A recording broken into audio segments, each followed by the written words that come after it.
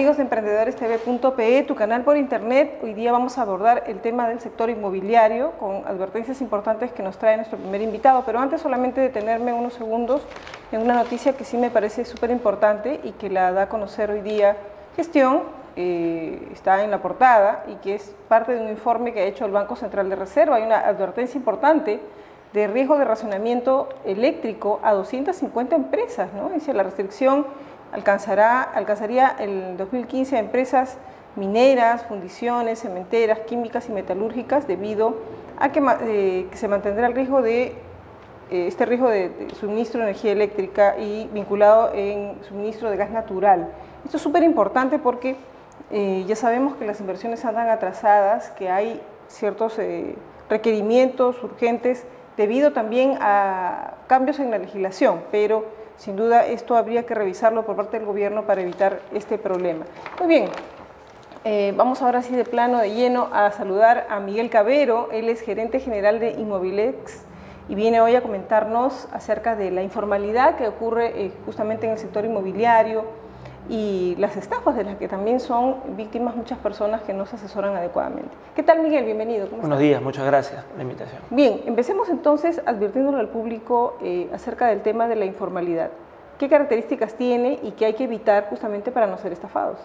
Claro, yo puedo advertir que la informalidad se presenta a nivel de terrenos y a nivel de departamentos, o edificaciones de cualquier tipo, ¿no? Y también informalidad en el acceso a la propiedad formal. El mayor bolsón de gente que accede informalmente a la propiedad inmobiliaria o a los terrenos con fines de vivienda son los que forman las llamadas invasiones, que últimamente en fin de año son usuales. Entonces, un terreno o un predio cuando es informal reduce su valor en 30% y por consiguiente lo hace poco o nada transable en el mercado. Entonces, urge determinar que no solo se trata de promover la construcción masiva de edificios, sino de promover accesos legales a la propiedad mediante la habilitación de terrenos con fines de vivienda, es decir, habilitaciones urbanas, ¿no?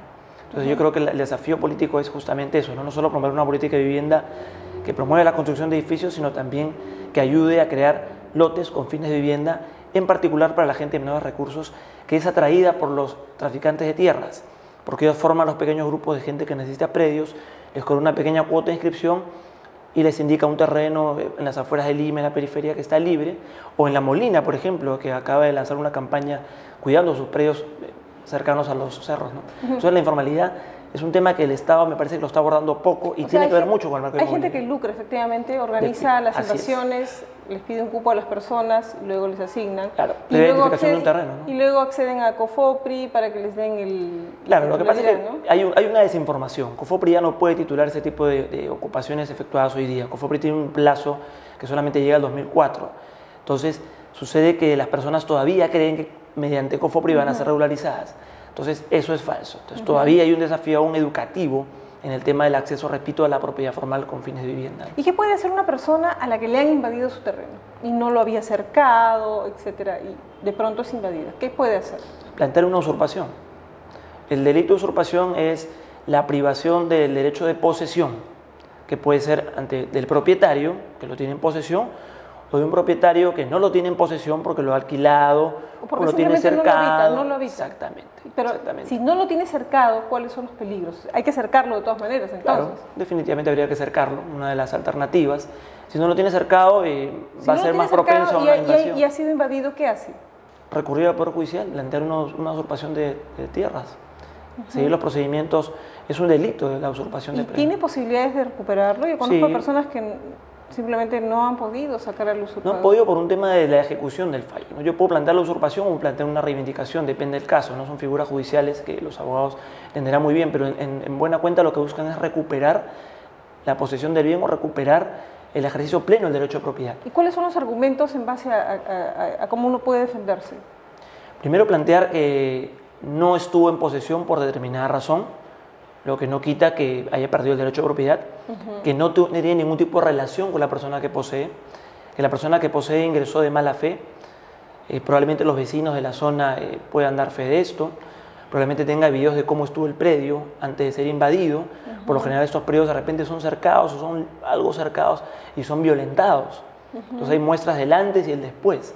que me van a permitir acreditar que hubo una privación de mi derecho de posesión de manera violenta, abrupta, ¿no? O de repente coludido con los vecinos, ¿no? Hay una serie de formas que el abogado ya tendría que determinar en su estrategia de defensa, ¿no? ¿Y eso se tiene que hacer inmediato? ¿Tiene, digamos, si se demora y no lo hace inmediato y la persona está ahí usurpando el terreno varios años, ya no tiene posibilidades de poder reaccionar? Buena pregunta. La idea es que la persona, antes de que el poseedor de mala fe cumpla los 10 años, plantee una acción judicial con el objeto de recuperar el bien. Cualquier tipo de acción judicial, ¿no? Para no complicar a los televidentes. Cualquier tipo de acción judicial que me permita recuperar la posesión de mi terreno, sea usurpación, sea reivindicación, lo que sea, pero yo necesito recuperar. Si dentro de esos 10 años yo no he planteado nada, esta posesión de mala fe se convierte en una posesión que me permite acceder a la propiedad mediante la prescripción adquisitiva de dominio, que es una figura que, repito, permite al poseedor convertirse en propietario sobre la base de una ocupación por 10 años de manera ininterrumpida y sin ningún tipo de ataque, entre comillas, del propietario o de aquel que perdió la posesión. Perfecto. ¿Y estos procesos, dada su experiencia, cuánto tardan más o menos hasta que finalmente la persona recupera su propiedad? Dependiendo del proceso. Lamentablemente el Poder Judicial, ¿no?, es impredecible. Yo no me atrevería a dar un plazo. Pero de su experiencia, los casos que ha visto, que ha tratado... 3, 4 años, hasta 5 años podemos litigar en esos temas. Sí. ¿Y luego viene un resarcimiento por parte de la persona que ocupó el bien? ¿O? Teóricamente uno puede pedir resarcimiento. Claro, lo más probable es que no el mejor de los escenarios recupere la posición, que ya es bastante. Lo máximo que uno Claro, aspira, ¿no? Los juicios de desalojo, desahucio, como se llaman en España, son para recuperar el terreno, el predio que le ha alquilado a una persona. Por lo general, encima que no me pagan, se van y me dejan el inmueble totalmente inhabitable, ¿no? Inhabitable, efectivamente. Entonces creo que lo mejor que puedo lograr es recuperar la tenencia del bien, ¿no? Claro. Ya con eso logro bastante. Ya sería otra acción pedirle daños de perjuicios o que me pague los alquileres que no cumplió con pagar de acuerdo al contrato. Son acciones diferentes a la recuperación de la tenencia del bien, ¿no? Ahora, muchas personas que seguramente hoy nos están viendo y quieren adquirir una propiedad, pero pueden tener un cierto temor de ser estafadas. ¿Qué hay que preguntarse primero? ¿Qué hay que averiguar para poder realmente no caer en este tema? La información en registros públicos, la titularidad del bien tiene que estar a nombre del que pretende venderme, datos municipales conformes, esto significa no solo datos de identificación del terreno, numeración, área, metraje, sino también la información tributaria. Hay muchos predios en Lima que están siendo vendidos con el cuento del boom inmobiliario, pero que ya están en ejecución coactiva por no pago de arbitrios o impuesto predial de muchos años. Entonces, cuando ya aparentemente estoy por cerrar, me voy al municipio a pedir la información tributaria y me doy cuenta que está en ejecución coactiva. Con lo cual tengo que primero cerrar lo coactivo y después ya cerrar el tema de la venta. Hay una serie de averiguaciones previas que hay que hacer antes de cerrar una compra-venta. Pero principalmente establecer que yo estoy frente al auténtico dueño del bien según lo que consta en registros públicos.